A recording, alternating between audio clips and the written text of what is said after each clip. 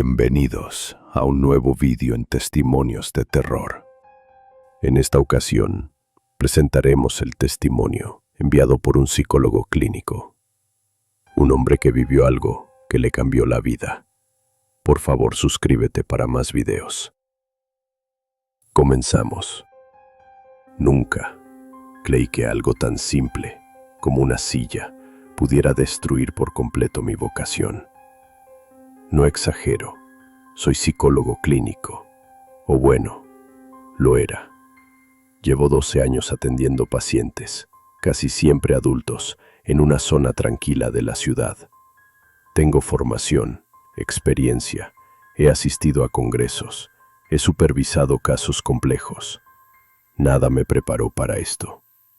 Mi consultorio era un espacio común, sencillo, 2 sillones, una alfombra, una lámpara de pie, el escritorio donde hacía mis notas.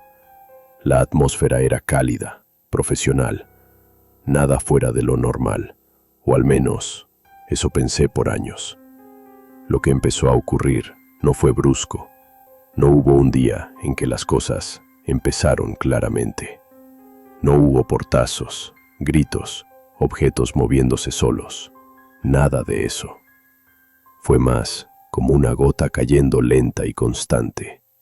Una frase aislada aquí, un comentario ambiguo allá, hasta que todo empezó a formar un patrón, uno que no podía ignorar. Fue un paciente nuevo, hombre de unos 30 años, ejecutivo de marketing, un tipo racional, concreto, con problemas de ansiedad laboral. Llevaba apenas 3 sesiones cuando me dijo al sentarse: no sé por qué, pero esta silla me incomoda. Le pregunté si físicamente estaba mal. Me dijo que no era el respaldo ni el asiento. Es la sensación, como si estuviera ocupando un lugar que no me corresponde. No dije nada. A veces, ese tipo de metáforas son comunes. Pensé que era parte de su discurso simbólico, del conflicto interno. Lo anoté y seguimos la sesión. No pensé en eso hasta una semana después, cuando otra paciente, completamente distinta, mujer mayor, recién viuda, se sentó, y lo primero que dijo fue: ¿siempre ha estado esta silla aquí? Le respondí que sí. Era el mismo sillón de siempre. Ella bajó la mirada y dijo en voz baja: es que siento como si alguien más la usara. No sé explicarlo. Y ahí se encendió la alarma. Decidí no mencionarlo. No quería contaminar el proceso ni guiar las respuestas de los pacientes. Pero a partir de ese momento, cada vez que alguien se sentaba en ese sillón, mi atención estaba completamente enfocada en su lenguaje corporal y verbal. Pasaron los días. Los pacientes iban y venían. Y lo que vi me hizo dejar de pensar en casualidades. Una adolescente con problemas de autoestima, en su segunda sesión, se sentó y antes de hablar de lo que venía a trabajar, dijo: ¿no te da miedo ese sillón? Ni siquiera lo dijo como broma. Lo dijo en serio. La miré. Le pregunté a qué se refería. No sé, es raro. Es como si alguien más estuviera todavía aquí cuando me siento. El tono era incómodo.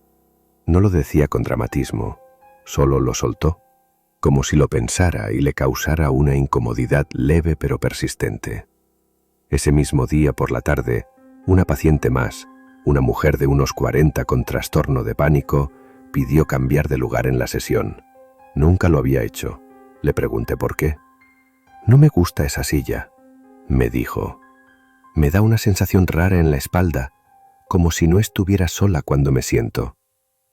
No eran pacientes con el mismo perfil, no compartían nada entre sí. Distintas edades, clases sociales, antecedentes, no había forma de que se hubieran influenciado. Esa noche, abrí un cuaderno nuevo y comencé lo que llamé el diario paralelo. Era un registro privado, no clínico, en el que anotaba exclusivamente los comentarios que hacían sobre esa silla. Lo nombré Asiento 2. Anoté fecha, hora, paciente y cualquier observación, aunque fuera mínima. Paciente A. Leve incomodidad al tocar el reposabrazos. Paciente B. Cambia de postura constantemente, evita contacto visual al hablar cuando está en esa silla. Paciente C. Sueña con la sala, pero en el sueño no soy yo quien está frente a ella. Sí, también los sueños comenzaron. El primer sueño que anoté lo relató una paciente con depresión crónica.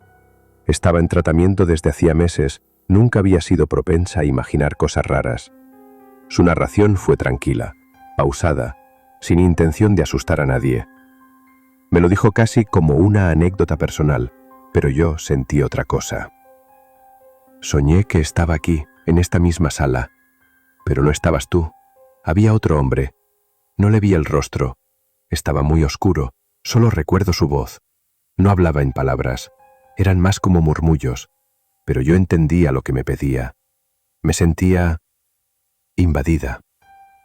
Eso fue lo que usó. Invadida. Esa palabra se me quedó.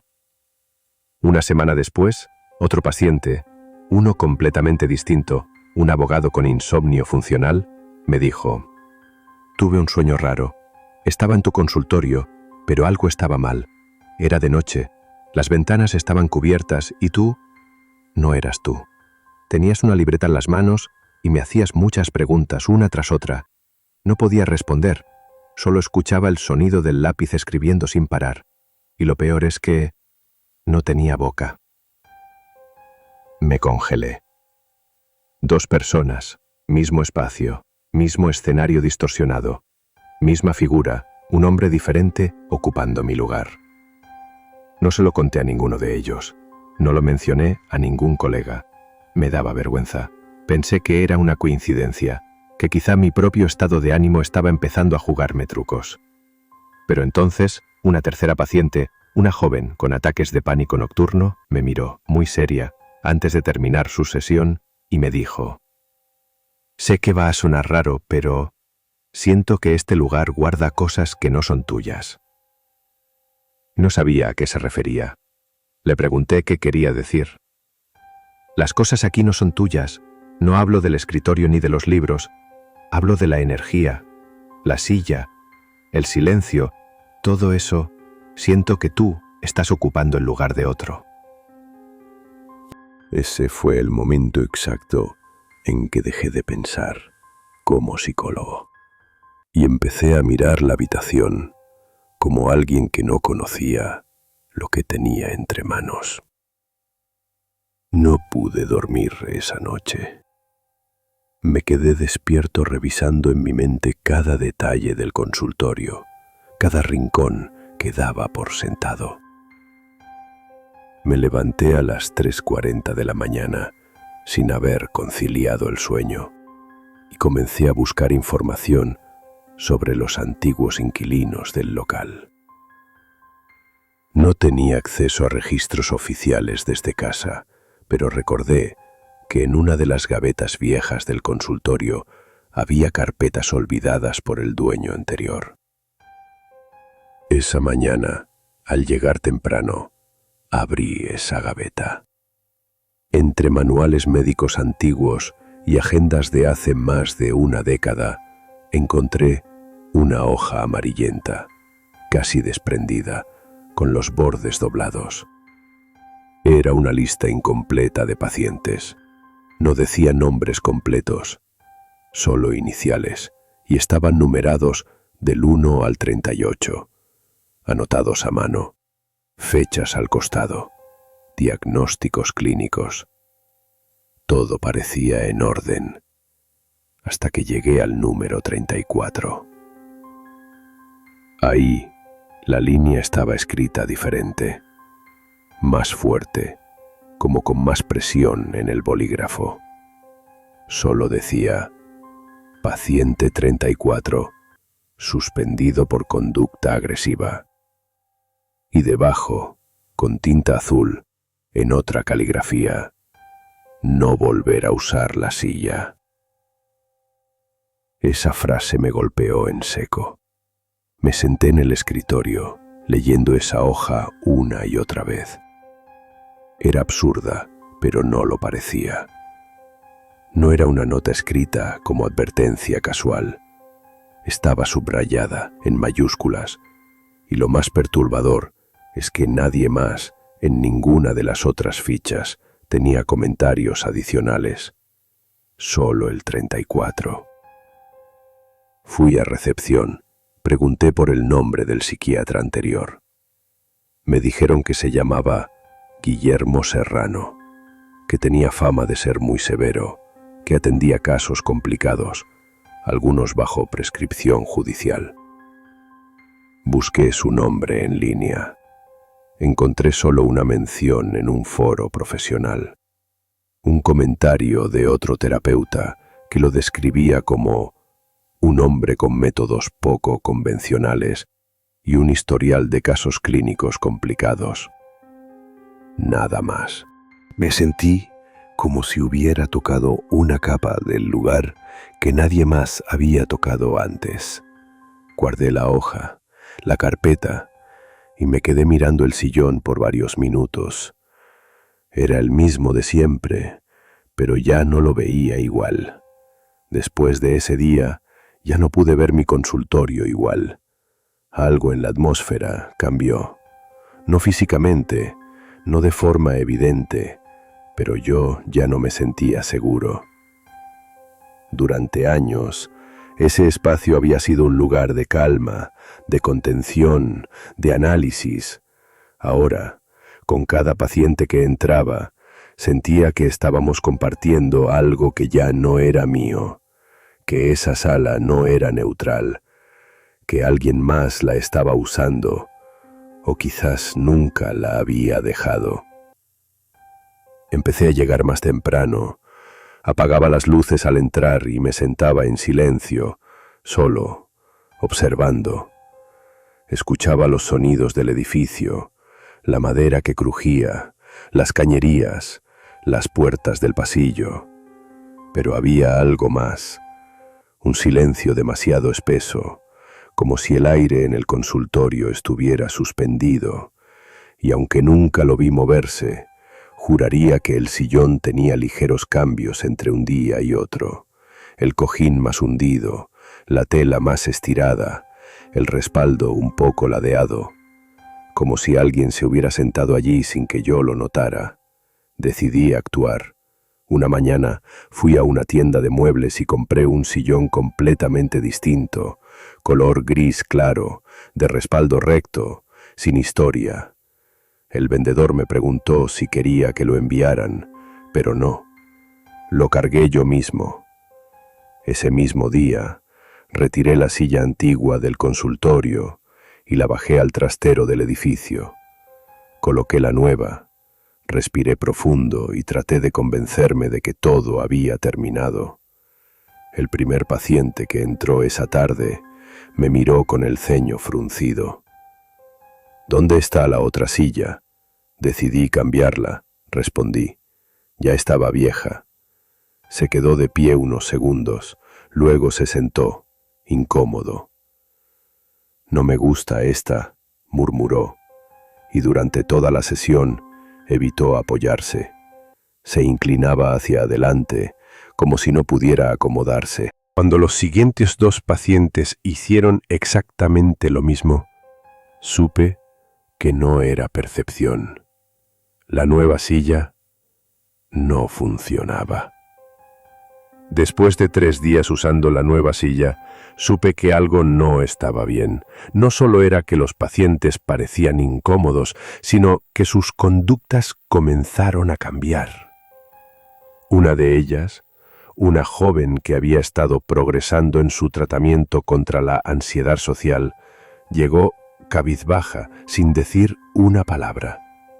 Cuando se sentó, se encogió sobre sí misma y no levantó la mirada en toda la sesión. No contestó a mis preguntas, no articuló ni una sola palabra. Al final, antes de irse, murmuró algo que apenas logré oír. No quiere que la cambies. Le pedí que repitiera. No lo hizo. Solo salió por la puerta y no volvió más. Otro paciente, con tendencias obsesivo-compulsivas, comenzó a repetir una frase bajo la respiración durante la sesión.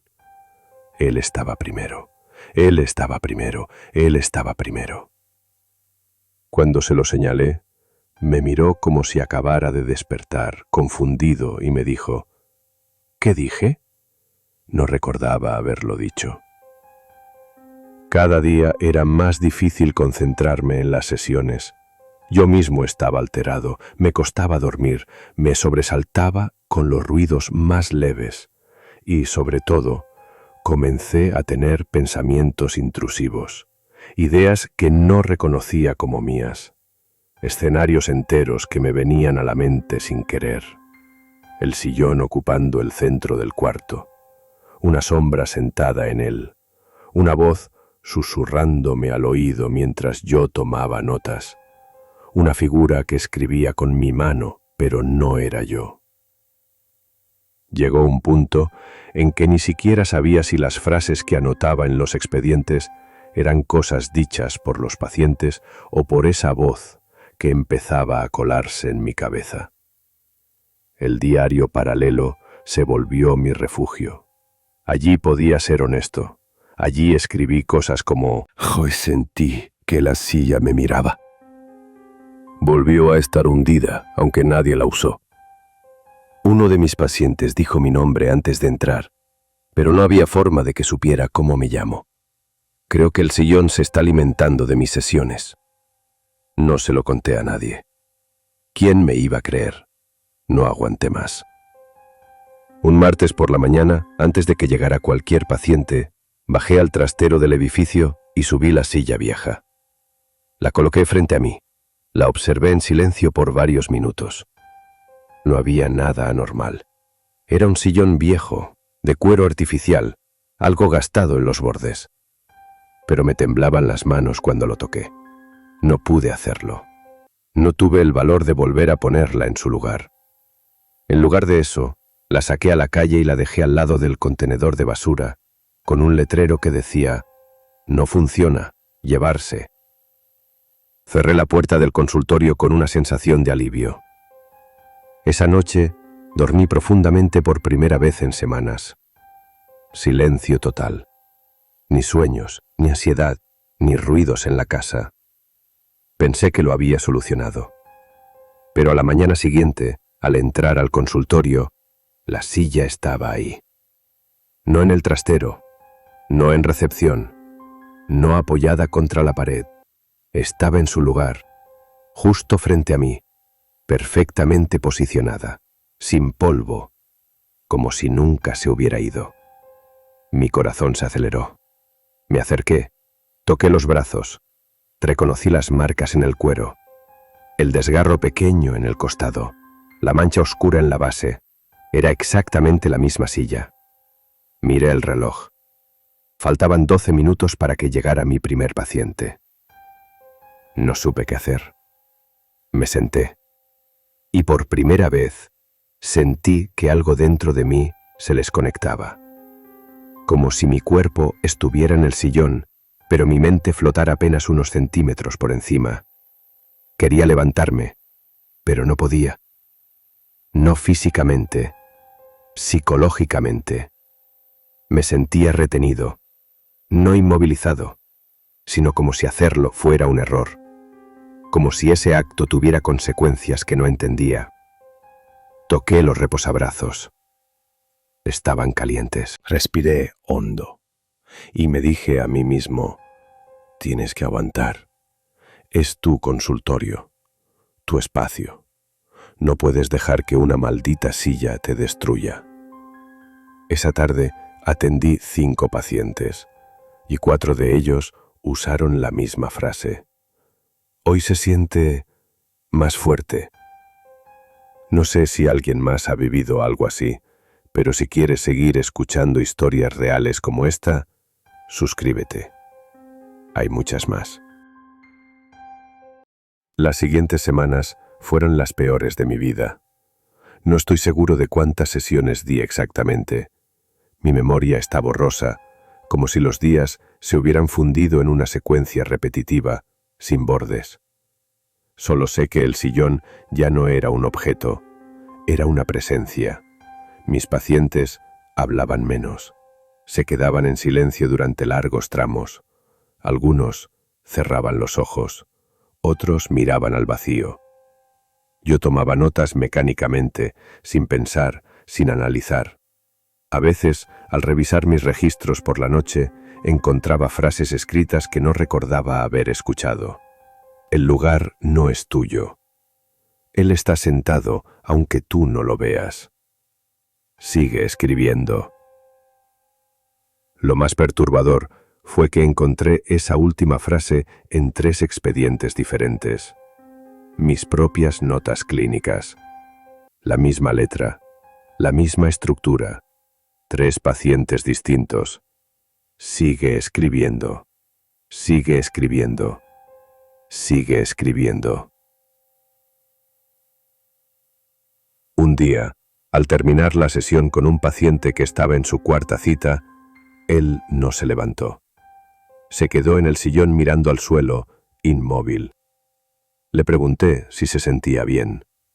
«Él quiere hablar contigo», me dijo, sin levantar la mirada, sin parpadear.